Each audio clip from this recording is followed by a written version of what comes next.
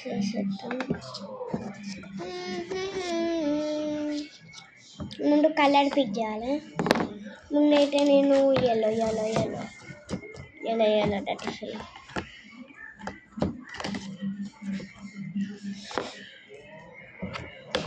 కార్డ్కి కొంచెం ఇప్పుడు ఏం రాయబోతుందంటే థ్యాంక్ యూ, అన్నిటికీ థ్యాంక్ యూ చేసేద్దాం.